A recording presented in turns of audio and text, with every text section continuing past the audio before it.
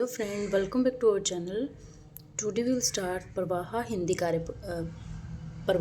कार्य पुस्तिका for class 6 और 7 स्टूडेंट के लिए। इसमें आज हम स्टार्ट कर रहे हैं कार्य पत्रक 91। 90 तक हमारा कंप्लीट हो गया है।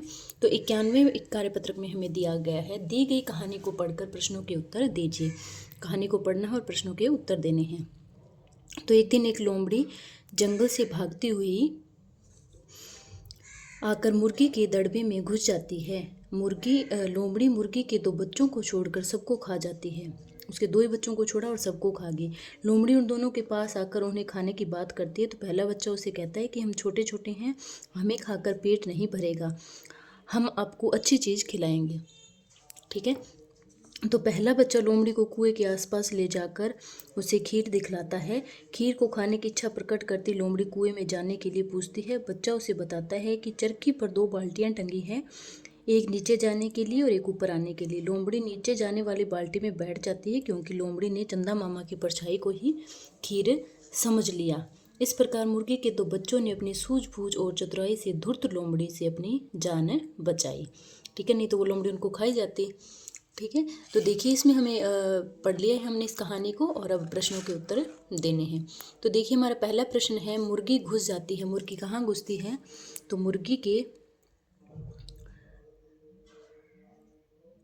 मुर्गी नहीं घुसती है, वो लोमड़ी घुसती है। ठीक है, क्या घुसती है वो? लोमड़ी घुसती है वो। और कैसे घुसती है? कहाँ पे घुसती है? मुर्गी के दड़बे में घुस जाती है। मुर्गी ने खीर समझा। किसको खीर समझा? तो उसने कुएं में चंदा मामा की परछाई को खीर समझा। इसमें भी क्या है? लोमड़ी ने उसको खीर समझा था। अच्छा, मुर्गी के 2 बच्चों ने अपनी सूझबूझ चतुराई से, तो लोमड़ी ने खीर समझा। किसको समझा? कुएं में चंदा मामा की परछाई को खीर समझा। किसने किससे वह क्यों कहा? क्या कहा था? देखो, हम छोटे छोटे हैं, हमें खाकर पेट नहीं भरेगा। तो ये किसने कहा था? ये मुर्गी के बच्चों ने कहा था। ठीक है, यह बात मुर्गी के 2 बच्चे थे छोटे छोटे, उन्होंने कहा था। और किससे कहा था? लोमड़ी से को कहा था, अपनी जान बचाने के लिए। अगला हमारा प्रश्न है, देखिए, लोमड़ी नीचे जाने वाली बाल्टी में बैठ जाती है। क्यों? क्योंकि वह कुएं में रखी खीर खाने की इच्छा से अंदर जाना चाहती थी। अब अपना 5वां प्रश्न है, अगर आप मुर्गी के बच्चों की जगह होते तो अपने बचाव में क्या क्या करते? लिखिए। तो हम भी अपनी सूझबूझ और चतुराई से ऐसे ही कोई योजना बनाते और अपनी जान को बचा लेते। अगला हमारा प्रश्न है 6, इन क्रिया शब्दों से वाक्य बनाइए। क्रिया शब्दों से वाक्य बनाना है तो सोचना। सुनीत अभिनेता बनने के बारे में सोच रहा है। ठीक है। और झांकना, बच्चे खिड़की से झांक रहे हैं। गिरना, कुमार कल छत से गिर गया। डरना, आत्मा नामक मतलब जो भी है, क्या लिखा है मुझे दिखाई नहीं दे रहा है। आत्मा नामक एपिसोड से डर लगता है। ठीक है, आत्मा नामक का जो एपिसोड कोई आता है उससे हमें डर लगता है। वर्तनी सही करे, वर्तनी को सही करना है। परछाई में बड़ी ई आएगी, बड़ी ई की मात्रा आएगी यहाँ पर। इसमें ना पेंसिल का केवल रिफ्लेक्शन गिरता है, तो पता नहीं चलता क्या लिखा हुआ है। जुरर क्या होता है? जुरर नहीं होता कुछ भी, तो जरूर होता है। तरकीब मतलब तरकीब, बाल्टी में लय याद आता है। ठीक है, इसमें आ की मात्रा नहीं आती, सीधा ही आता है ये तरकीब। ठीक है, तो इसी के साथ हमारा कंप्लीट होता है कार्यपत्रक 91। अगला हमारा कार्यपत्रक है 92। इसमें हमें एक कविता दी है, उसको हमें पढ़ना है कविता को। तो देखिए, बड़े आलसी भालूराम सारे दिन करते आराम, बेच खा गए नई किताबें, जूते चप्पल और जुराबे, मास्टर जी का डंडा खाकर क्यों रोते अब चालू राम, हाथ हाथ पर रख कर बैठे रहते हैं ये दिन भर ऐठे, इसीलिए तो लोग इन्हें सब कहते हैं अब टालू राम। ठीक है, लोग इन्हें क्या बोलते हैं? टालू राम बोलते हैं। और ये छोटी सी कविता थी भालू राम के ऊपर। तो इसी में से हमें छांटकर प्रश्नों के उत्तर देने हैं। तो हमारा पहला प्रश्न है, देखिए, इस कविता को आप क्या नाम देना चाहेंगे? लिखिए। कविता को हम नाम देना चाहेंगे आलसी भालू राम। ठीक है, भालू राम को कवि ने 2 और नाम क्या दिए हैं? लिखिए। तो भालू राम ने कवि को चालू राम भी बोला और उसको टालू राम भी बोला है। इस कविता के भाव को अपने शब्दों में लिखिए। कविता के भाव को अपने शब्दों में लिखना है। तो कविता में भालूराम के रूप में किसी विद्यार्थी का चित्रण है। वह आलसी है, किताबें बेच देता है, विद्यालय में मार पड़ती है तो रोने लगता है। तो चालूराम कहा गया है कि कार्य को टालने के कारण टालूराम नाम उसको दिया गया है। ठीक है, और बुक्स वगैरह बोझ के वो क्या करता है, चालूराम बन जाता है, भी रोने लग जाता है, तेज बनता है। ठीक है, अगला हमारा प्रश्न है, कवि द्वारा भालूराम को दिए दो अन्य नामों का क्या कारण है। भालूराम को दिए जो अन्य नाम है उनका कारण बताना है। तो चालूराम और टालूराम दो नाम दिए थे। तो चालूराम मतलब भालू बहाने बनाकर रोता है, तो वो हो गया चालूराम। टालूराम हो गया वह काम को टालता रहता है, इसलिए उसको टालूराम बोला है। अगला प्रश्न है, आलस करने से क्या क्या नुकसान हो सकते हैं, लिखिए। तो आलस करने से कार्य समय पर नहीं होता, और आलस करने से ही व्यक्ति में शिथिलता आती है, और वह दुखी और काम के बोझ से क्या करता है, तनाव में रहने लगता है। ठीक है, तो इसलिए आलस बहुत ही बुरी बीमारी है, हमें आलस बिल्कुल भी नहीं करना चाहिए। ठीक है, तो इसी के साथ कंप्लीट होता है हमारा कार्यपत्रक 92, और अगला हमारा कार्यपत्रक है 93। 93 में भी हमें क्या दिया हुई कहानी दी है। तो इस पूरी वर्कबुक में हम कहानियाँ और कविताएं और पद्यांश गद्यांश यही पढ़ते गए हैं। तो देखिए, इसमें देखते हैं इस कहानी में हमें क्या लिखा हुआ है। तेनालीराम की चतुराई के बारे में अनेक कहानियां प्रसिद्ध है। कहा जाता है कि एक बार राजा कृष्णदेवराय किसी कारण तेनालीराम से नाराज हो गए। कृष्णदेवराय राजा क्या हो गए, उससे नाराज हो गए।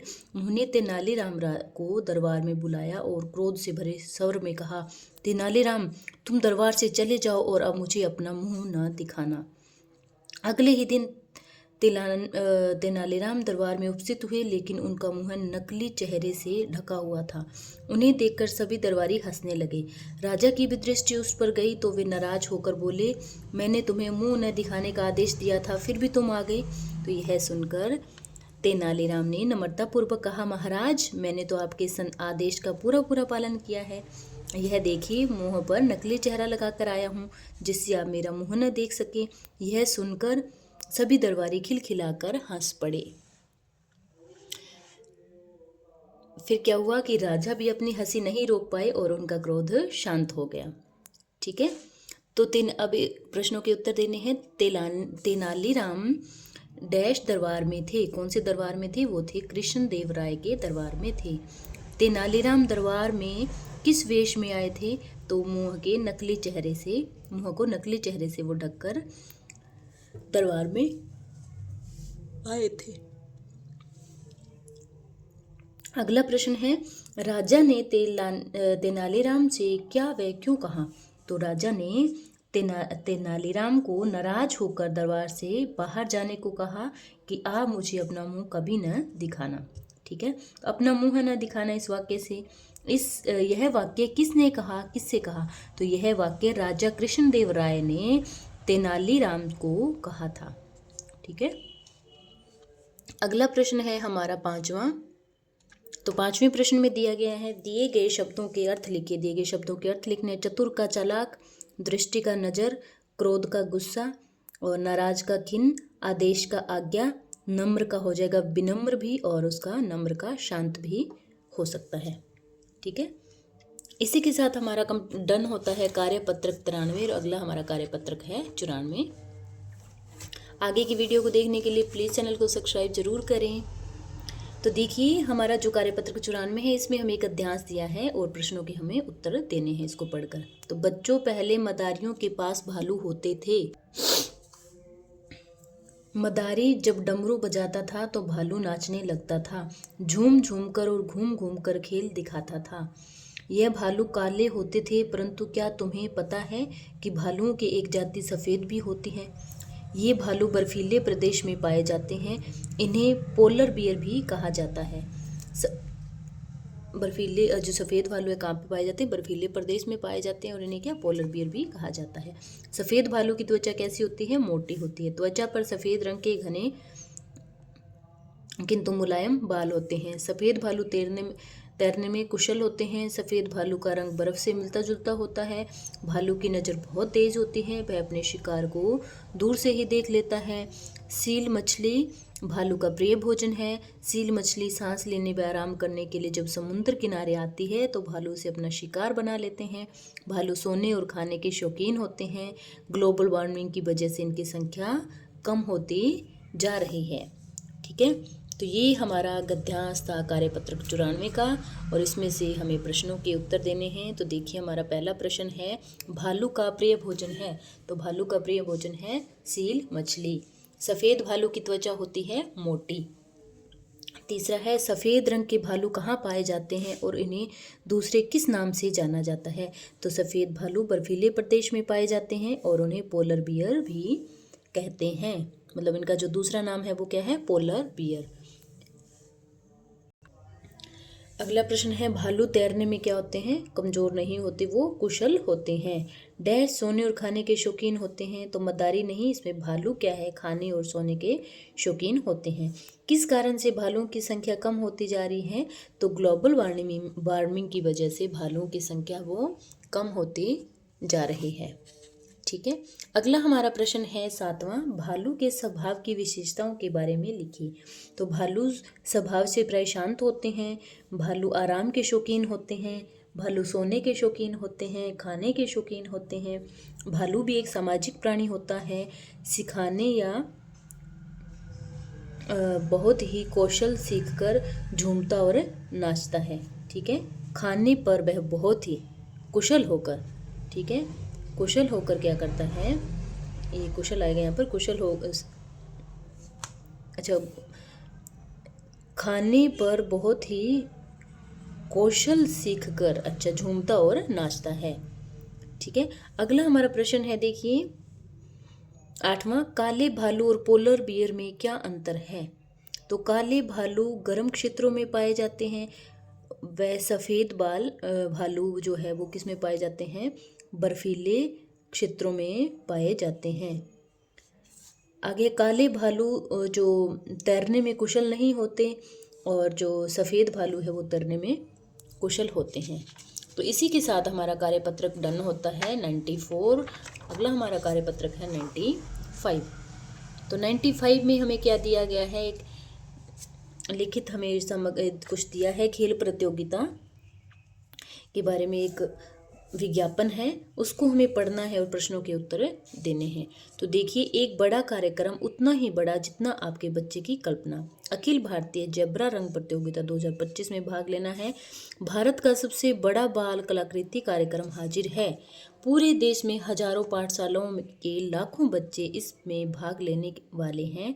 बच्चों, यह आपके लिए जी भरकर चित्रकारी करने का मौका है। एक विज्ञापन है ये, ठीक है, तो इसमें हमें पढ़ना है, इसमें चित्रकारी का है और जेब्रा मतलब कलर कुछ प्रतियोगिता है ये। माता पिता, यह आपके बच्चों के लिए रचनात्मक का प्रदर्शन करने का राष्ट्रीय अवसर है।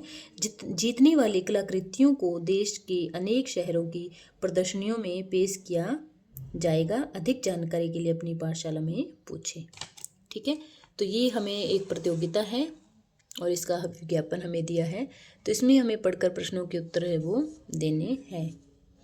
तो देखिए, पहला प्रश्न है, उपरोक्त वर्णित विज्ञापन को पढ़कर देना है। यह विज्ञापन एक डैश की घोषणा कर रहा है, तो एक प्रतियोगिता की घोषणा कर रहा है।